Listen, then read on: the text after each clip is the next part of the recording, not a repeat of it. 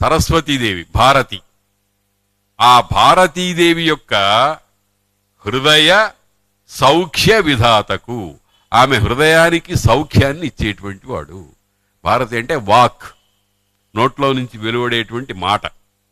ఈ మాట మనం మామూలుగా ఏమనుకుంటుంటామంటే, ఈ లోపల ముఖము అనేటువంటి దాని లోపల నాలుక ఉంది. ఈ నాలుక ఒక్కొక్క ప్రదేశంలో ఒక్కొక్క విధంగా తగులుతూ ఉంటే ఒక్కొక్క నాదం వస్తుంది. ఆ అన్నాం, ఇంక ఎక్కడా తగలదు. కా అన్నాం, తా తా అన్నాం. తా అనేటప్పటికీ నాలుక పెదవుల దంతముల వెనకాల అట్లా స్పృశిస్తే తప్ప తా అనే అక్షరం పలకదు. ఈ అక్షరాలన్నీ కూడా ముఖంలో నుంచి వస్తున్నాయి అనుకుంటున్నాం, కానీ ముఖంలో నుంచి రావటానికి వెనకాల 3 దశలున్నాయి. నాభిస్థానం దగ్గర నుంచి, హృదయస్థానం దగ్గర నుంచి, ఈ కంఠస్థానం దగ్గర నుంచి నోట్లో నుంచి బయటికి వాక్ వస్తోంది. అదంతా ఒక పెద్ద మహాశాస్త్రం. దాన్ని వాక్ అంటారు. ఆ వాక్ అనేటువంటిదే సరస్వతీదేవి. ఆమె హృదయానికి సౌఖ్యాన్ని కలిగించేటువంటి వాడు ఈ మహానుభావుడు. వాళ్ళిద్దరూ పరస్పరము సుఖాన్ని ఆధానం చేసుకుంటూ ఉంటారు. అంటే సరస్వతి ప్రియుడు అని స్థూలంగా అర్థం. సరస్వతి అంటే వాక్ స్వరూపము అని అర్థం. వాక్ అనేటువంటిది, వ్యక్తమైనటువంటి వాక్ అనేటువంటిది ఒక్క మానవ జాతికి మాత్రమే భగవంతుడు ప్రసాదించాడు. అందుకనే వాక్ తపస్సు, వాంగ్మయ తపస్సు చెయ్యాలి అన్నారు భగవద్గీతలో. అంటే దుర్వినియోగం చెయ్యొద్దు అన్నారు. ఒకడు నోరు విప్పితే మంచి మాటలు రావు, కర్ణ కఠోరమైనటువంటి మాటలు వింటూ ఉంటాం. అనుద్వేగకరం వాక్యం సత్యం ప్రియహితంచయత్ స్వాధ్యాయాభ్యసనం చేయవ వాంగ్మయం తప ఉచ్యతే అని భగవద్గీతలో చెప్పారు. అటువంటి వాంగ్మయమైన తపస్సు చేయడానికి మాత్రమే వాక్కును ఉపయోగించాలి. ఇతరులను నిందించడానికి కానీ, తన్ని తాను నిందించుకోవడానికి కానీ, దేవతల్లో తప్పు పట్టడానికి కానీ ఉపయోగించకూడదు. ఉపయోగిస్తే వాడు భ్రష్టుడు అని అర్థం అన్నమాట. కనుక భారతీ హృదయ సౌఖ్య విధాతకు వేదరాశి నిర్ణేతకు. ఒకప్పుడు వేదాలన్నీ కలగలంపుగా ఉండేవిట. ఒక పెద్ద రాశి, ఒక రాశి కాదు 3 రాసులు. భరద్వాజుడు అనే ఒక మహర్షికి వేదాలన్నీ సంపూర్ణంగా చదువుకోవాలనే కోరిక పుట్టిందిట. 100 సంవత్సరాలు నానా కష్టాలు పడ్డాట. ఇంకా చాలా ఉంది, భగవంతుడిని ప్రార్థిస్తే ఇంకొక 100 సంవత్సరాలు ఇస్తానులే అన్నట్ట. ఇచ్చాడు. నిరంతరము వేద విద్యలు నేర్చుకుంటూనే ఉన్నట్ట. కానీ అయినట్టు ఏదో కొంచెం అణుమాత్రంగా కూడా వంట పట్టినట్టుగా లేదు.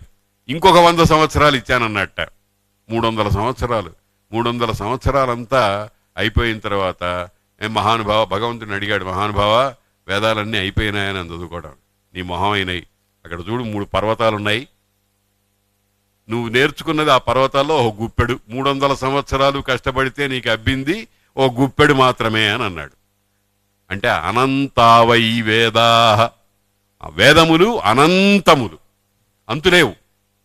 అనంతములైనటువంటి వేదాలన్నింటినీ కూడా రాశిగా ఉంటే, కలగలుపుగా ఉంటే, కలగలుపుగా అంటే అర్థం ఏమిటనమాట, మనం అన్నం తినేటప్పుడు అన్నం విడిగా వండుకుంటాం, కూర విడిగా వండుకుంటాం, పచ్చడి వేరుగా చేసుకుంటాం, పులుసు వేరుగా చేసుకుంటాం, పప్పు వేరుగా చేసుకుంటాం, అన్నీ వడ్డించుకుంటాం, కలుపుకుని తింటాం. ఆ కలుపుకున్న పదార్థంలో అన్నము, పప్పు, కూర మొదలైనవన్నీ మిక్స్ అయి ఉంటాయి. ఆ రకంగా మిక్స్ అయిన పదార్థాలుగా ఉండేటువంటి వేద రాసులన్నింటినీ కూడా ఇది ఋగ్వేదము, ఇది యజుర్వేదము, ఇది సామవేదము అని విభాగం చేసినటువంటి మహానుభావుడు ఆయన. అది వ్యాసుల వారు కూడా చేశారని చెప్తారు. కానీ వేదరాశి నిర్ణేతకు, వేదరాశినంతటినీ కూడా నిర్ణయించి భూలోకానికి ఇచ్చినటువంటి వాడు. వేదం ఏం చేస్తుంది? వేదం ఎందుకు? వేదం యొక్క ప్రయోజనం ఏమిటి అని మనం అనుకుంటాం. వేదం ఏమిటి అంటే ఇష్టప్రాప్త్యనిష్ట పరిహారయోహో యో అలౌకికం ఉపాయం వేదయతి స వేద అని అన్నారు. ప్రతి జీవికి ఇష్టము అనిష్టము అని 2 ఉంటాయి. ఇష్టము అంటే కావాలి అనుకునేది, అనిష్టము అంటే వద్దు అనుకునేది. మనం కావాలనుకున్నా వద్దనుకున్నా వచ్చి పడేది వచ్చి పడుతూనే ఉంటుంది. మనం కావాలనుకున్నా వద్దనుకున్నా వచ్చేది వస్తూనే ఉంటుంది. కానీ మనం కోరేది మాత్రము ఏది కావాలనుకుంటామో దాన్నే కోరతాం. ఏది వద్దనుకుంటామో ఇది రాకుండా ఉంటే బాగుండును అనుకుంటాం.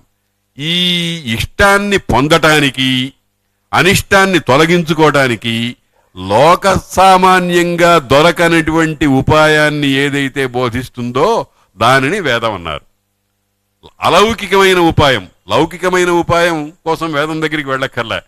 నేను ఇక్కడి నుంచి అశోక్నగర్లో మా కృష్ణప్రియ వాళ్ళ ఇంటికి వెళ్ళటానికి మార్గం ఏమిటి అంటే వేదం చూడక్కర్లే, ఒక ఆటో దొరుకుతుంది చాలు.